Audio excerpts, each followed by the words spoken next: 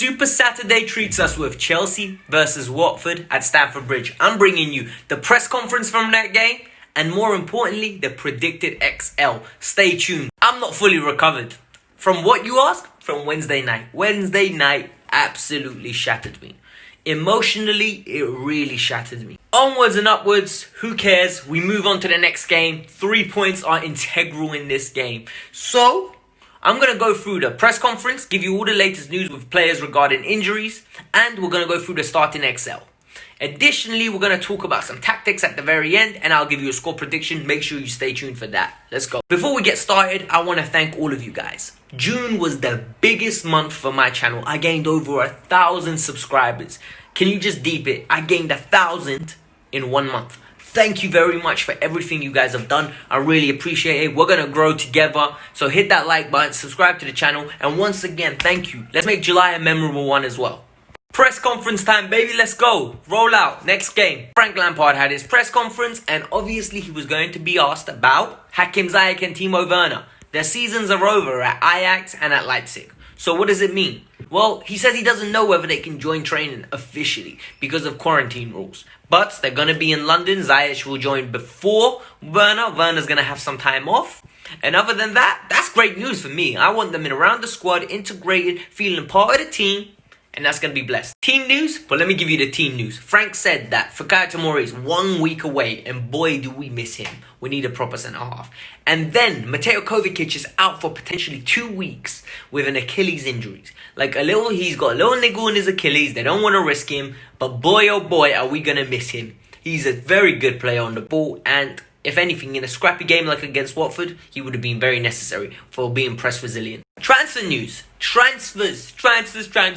Rumours, transfers. I don't know where I got that from, but I know I saw it somewhere. Let me know if you know. Frank was asked, what do you know about Emerson leaving the club? He basically said, it's paper talk. He hasn't heard anything. Don't read too much into that though, because what's he meant to say? Oh yeah, Emerson's going to leave. He might be using Emerson this week. Finally, his stance on the one and only Watford. What did he say about Watford? Well, he said, they're a good side, and the generic answers that he needs to say. They're fighting for points. At the end of the day, he's not going to give anything away, and they're not going to give anything away either.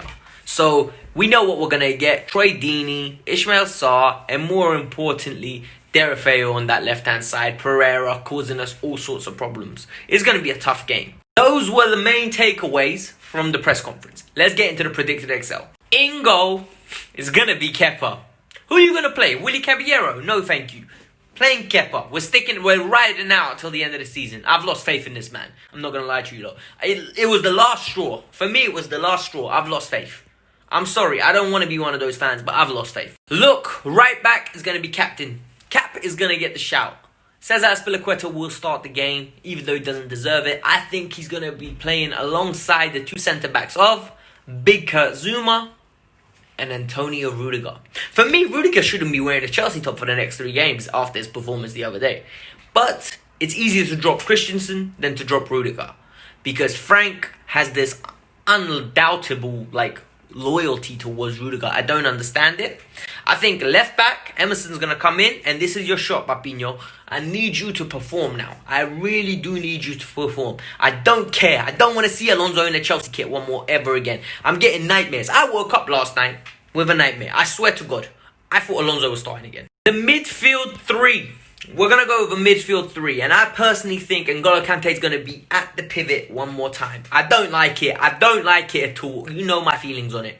But he's going to be there. I think Mason Mount's going to get the nod. And I think Ruben Loftus-Cheek might get the start. Came on, had a good impact. And he just looked like he was posing a threat. And I think Frank's going to want some physicality in the middle of the park. And he's going to want a dominant figure in Ruben Loftus-Cheek. Energy from Mason Mount. And N'Golo Kante just holding the base. I think Jorginho's tenure at Chelsea might be over. The right wing position goes to Willian. Willian's performance, I watched the game over. It wasn't the best. But he put some numbers on the board. And that's what I want from Willian. So Willian is going to start on the right hand side. And let's see what he does. Then you've got the left hand side. Captain America and slowly becoming my favourite player with this new tenacity, with this new aggression, with this new attitude, Christian Pulisic. This is not the same Pulisic in August. by the way. I don't want to hear people say it is.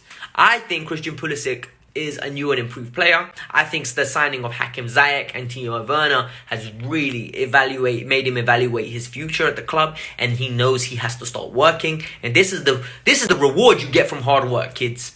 This is exactly the reward you get. One love to Christian Pulisic. He's getting that left wing spot. Finally, up top, we're getting the big man, Oli Giroud. Oli Giroud is going to start the game, and I think Tammy Abraham is lucky to make the bench after his most recent performances. Lack of link-up play, Giroud will offer that. It's going to be a deep block from Watford, and we're going to have to break it. And the way we're going to break that deep block is by Giroud being the backboard that he is. He's going to link up play, and hopefully we're going to get runners in behind him.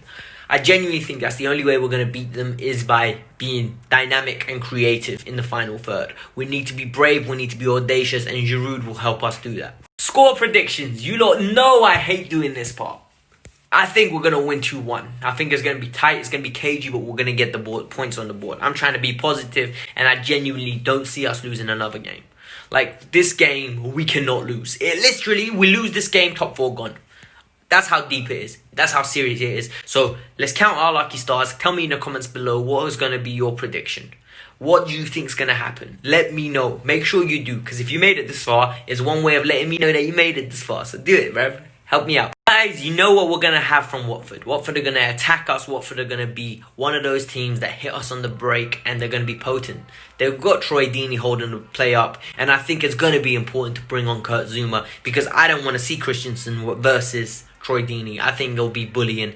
Personally, I would rather have Zouma and Christensen over Zouma and Rudiger, but we do need a centre-half, and that's just a story for another day. I might make a video for that, so tell me in the comments below if you want to see that. But other than that, guys, this was the Guff Guys view. I'm worried for the game, so please let me know your thoughts. Like, comment, and subscribe. See you tomorrow after the match review. Hopefully I'm bubbly as ever.